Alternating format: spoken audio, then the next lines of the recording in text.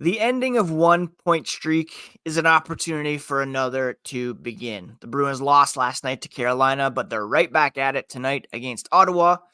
And we're also going to break down the Norris Trophy power rankings here on a fresh episode of Locked On Boston Bruins. You're Locked On Bruins, your daily podcast on the Boston Bruins. Part of the Locked On Podcast Network, your team every day.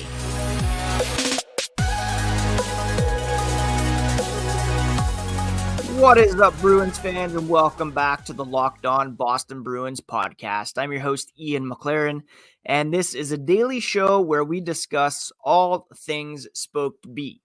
Today is Thursday, January 25th, and I want to thank you so much for making Locked On Bruins part of your daily routine, free and available on your favorite podcast app and on YouTube. Part of the Locked On Podcast Network, your team every day. And today's episode is brought to you by FanDuel. Right now, new customers get $150 in bonus bets guaranteed when you place a $5 bet. Visit FanDuel.com/lockedon to get started. Unfortunately, we do have to talk about a Boston Bruins loss 3-2 last night to the Carolina Hurricanes, a game in which they were down 2-0, battled back, tied it up, and then, well, we'll talk about what happened here in a moment. First, you can find the podcast on social media at Locked NHL Bruins, and you can find me, my hockey thoughts, and dad jokes at Ian C. McLaren. So the Bruins were down 2-0 last night after two periods. And Jim Montgomery did a little bit of line tinkering and found some success by placing Brad Marchand, Charlie Coyle, and Trent Frederic as a trio. Brad Marchand scored 1:30 into the period off a primary assist from Trent Frederic. Hampus Lindholm drew the secondary assist. And then Marchand scored his 23rd goal of the season from Charlie Coyle and Trent Frederic to tie things up at 7:20.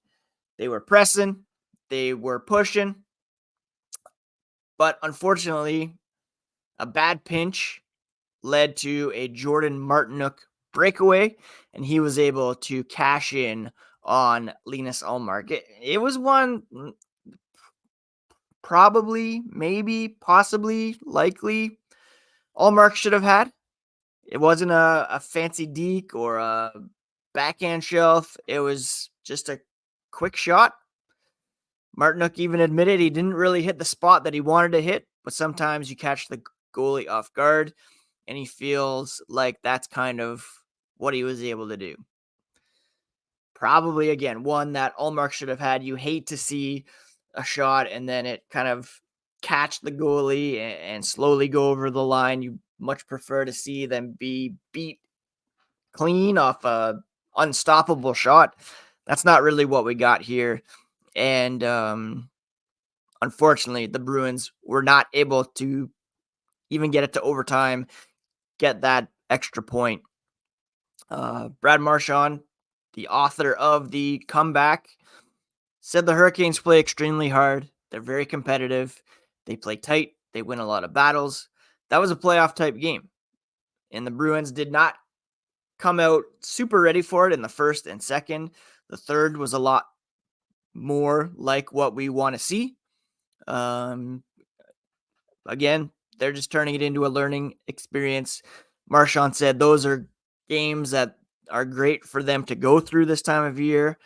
They learn that's what they need to do to compete against teams like that. So it's a good learning lesson for the Bruins. 11, 63, 13. That looks like a line we want to keep together for some time. And it was right there. Spencer Martin kept the Hurricanes in it. Linus Ullmark, perhaps a bit leakier than we would have liked to have seen. And the Bruins, again, failing to pick up a point last night. Their point streak ending at 9 and a win streak over at 5. Now, Marchand's 2 goals, I should add, were his 394th and 395th of his career. He's tied Ray Bourque for 5th on the Bruins all-time list. which is incredibly impressive feat for Brad Marchand. The Hurricanes had the advantage in shots in this one, 33-28, although the Bruins came on strong in the third, outshooting them 13-10. But the second period, 13-7 was the advantage for Carolina.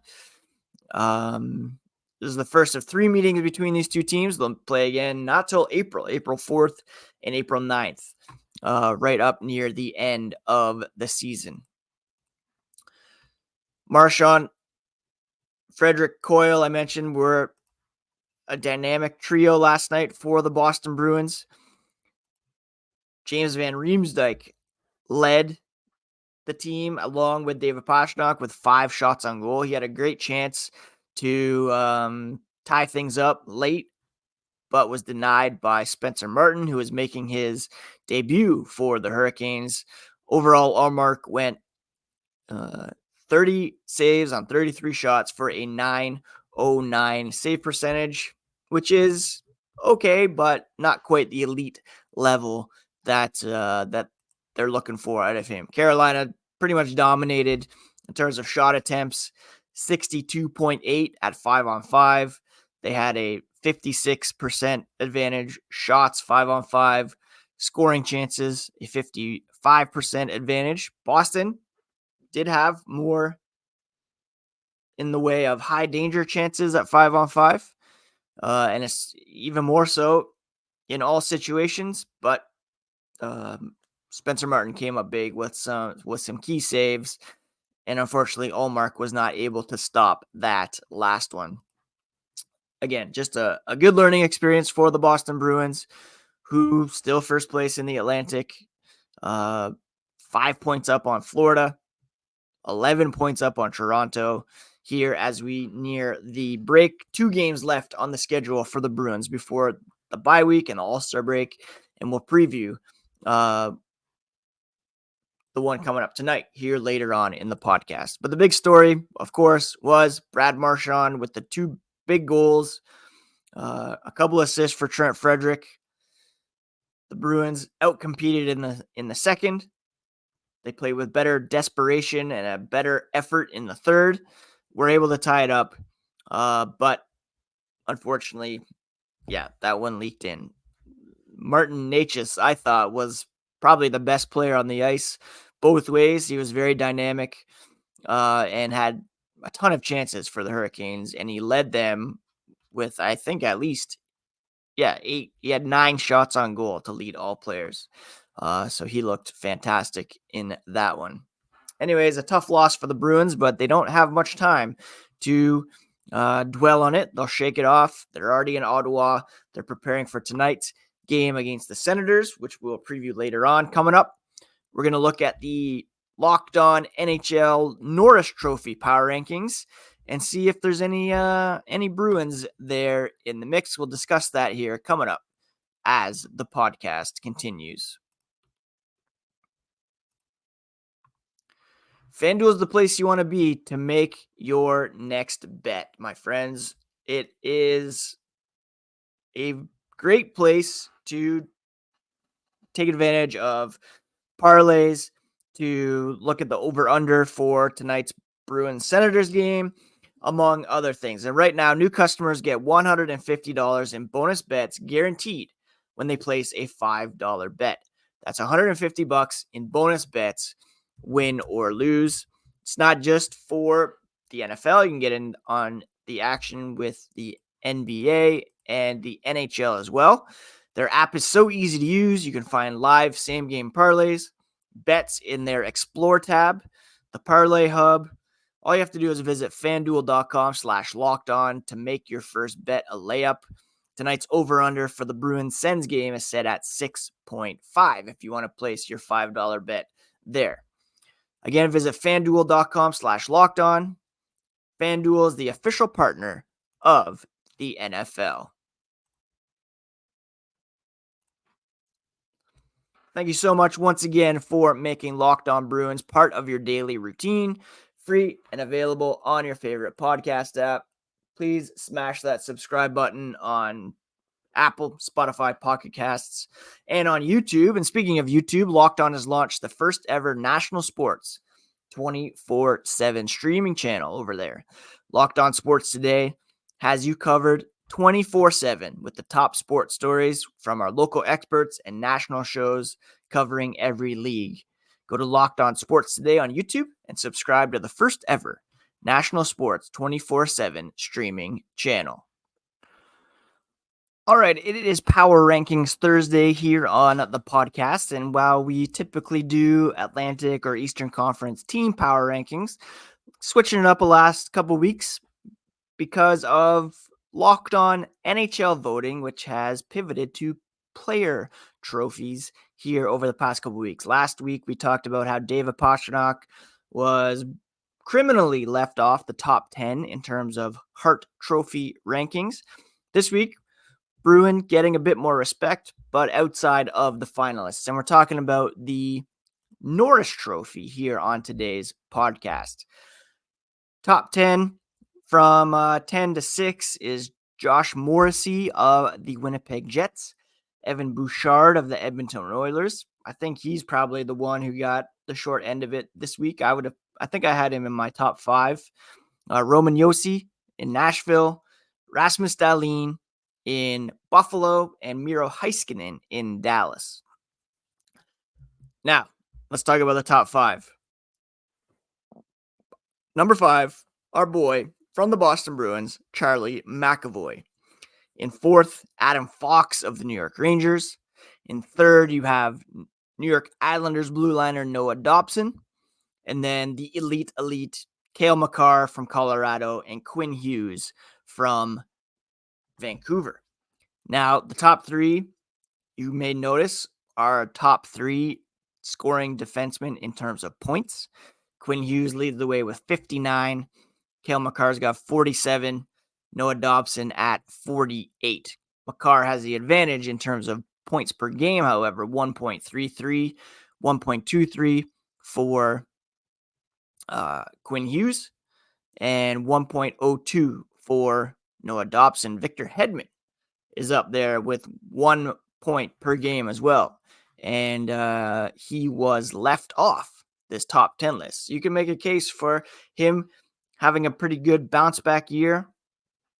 Charlie McAvoy, I should mention, is outside the top 10 in terms of points per game, 0.77.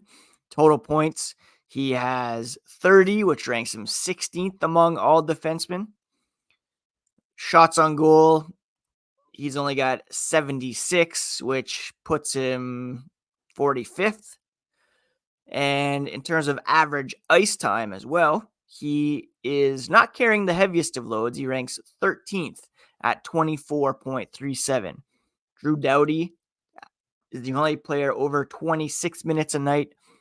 Dobson, John Carlson, Seth Jones, Cam Fowler, Mike Matheson, Heiskanen, Dahlin, all averaging over 25 minutes per game. At the moment, it's hard to argue against either Hughes or Makar. It really does look like a 2-horse race for the Norris Trophy. And Noah Dobson, perhaps a guy who's a bit underrated at this point, but he's played fantastic for the New York Islanders and very much due some recognition. After, he was a 12th overall pick back in 2018. He's 24, really coming into his prime here as the centerpiece of the blue line for the Islanders. I'd put Bouchard higher than where he is in these rankings. He's got 42 points in 43 games for the Oilers and playing big, important minutes for that team.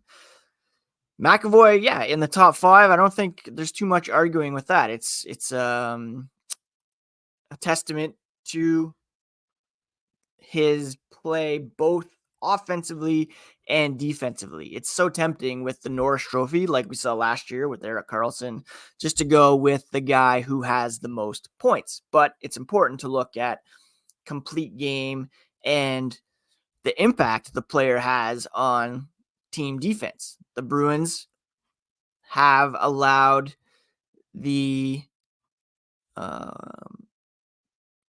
fewest, or no, they're allowing.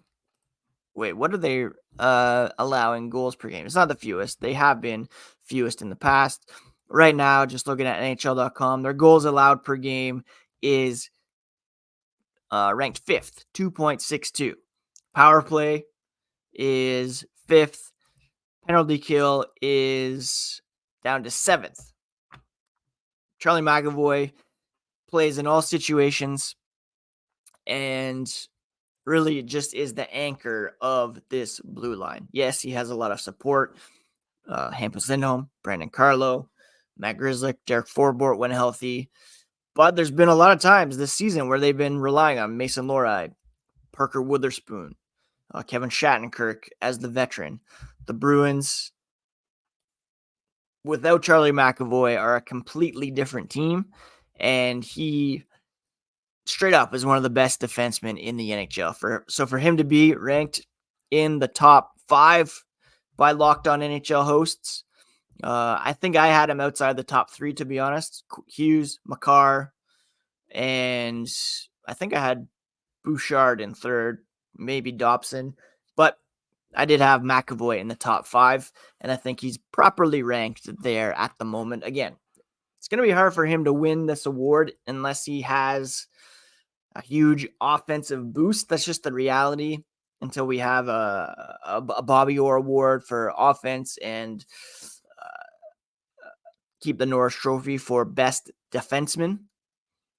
But in terms of overall complete game, he's right up there with the very best in the NHL. But Makar, Hughes, it's going to come down to those two, and for very good reason.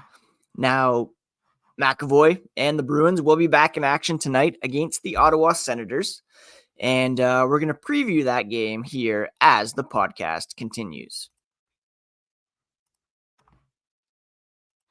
If you're hiring in 2024, then there's no better place to find the best candidates than on Indeed. Indeed doesn't just help you hire faster. 93% of employers agree Indeed delivers the highest quality matches compared to other job sites. Listeners of the show will get a $75 sponsored job credit to get your jobs more visibility at Indeed.com/lockedon. Indeed is your matching and hiring platform with over 350 global monthly visitors and matching engine that helps you find quality candidates fast. Go to Indeed.com/lockedon right now and support our show by saying you heard about Indeed on Locked On Boston Bruins. And again, get that $75 sponsored job credit to get your jobs more visibility at Indeed.com/lockedon. Terms and conditions do apply, but if you need to hire, you need Indeed. Bruins, Senators in Ottawa tonight. A game that I wish I could be at. I always try to get to Ottawa to see the Bruins. I went last year around the holidays. Unfortunately, it's on a Thursday night, so I'm not able to make the trip. But should be a good game between the Bruins and Chris Kelly's former club in the Ottawa Senators. Senators been very disappointing so far this season. They've made a coaching change. G.J. Smith is out. Jacques Martin is in.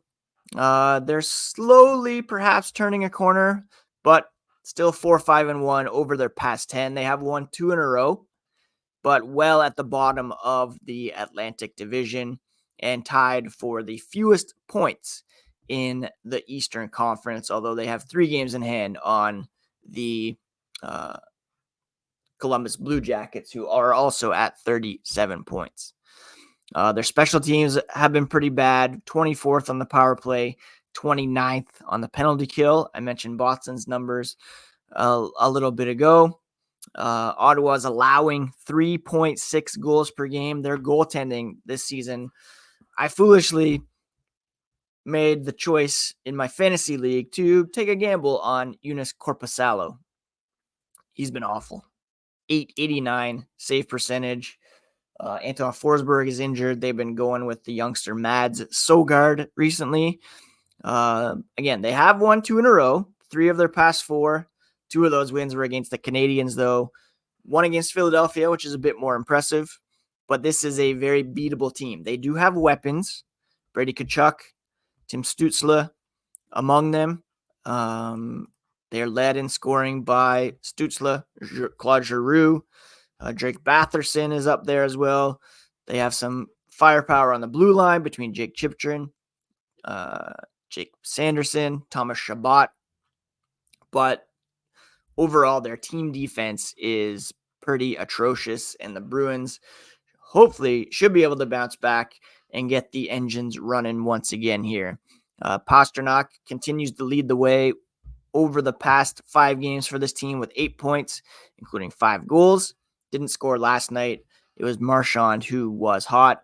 The Bruins had their point streak ended at 9 games last night, but they're 6-1-3 over their last 10 overall, and will certainly be looking to go into the All-Star break here on a high note between this game tonight and then another to finish off this portion of the season on Saturday afternoon against the Philadelphia Flyers.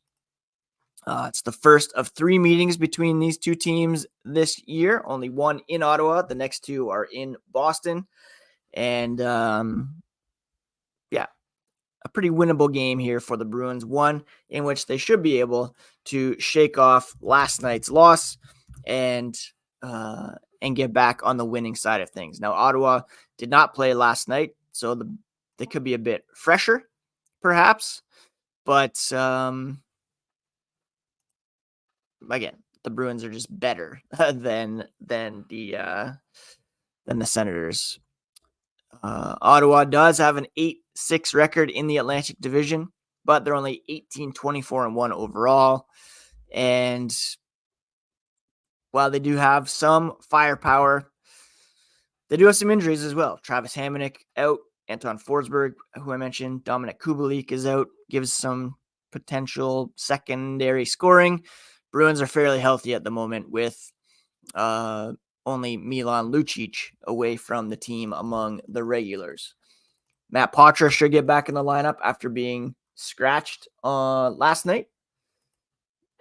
Planned kind of scratch.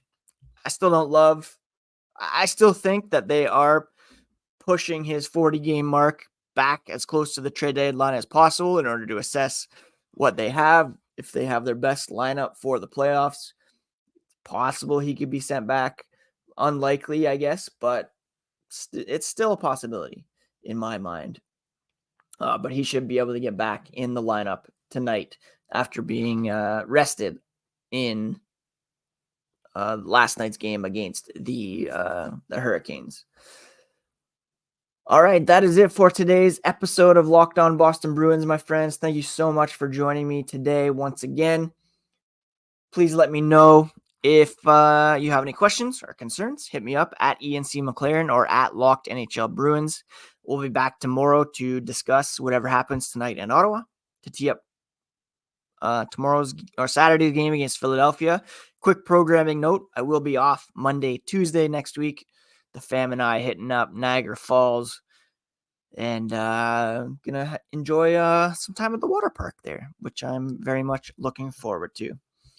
All right, friends, take care of yourselves. Take care of each other. We'll talk to you again here tomorrow on Locked On Boston Bruins, part of the Locked On Podcast Network, your favorite team every single day.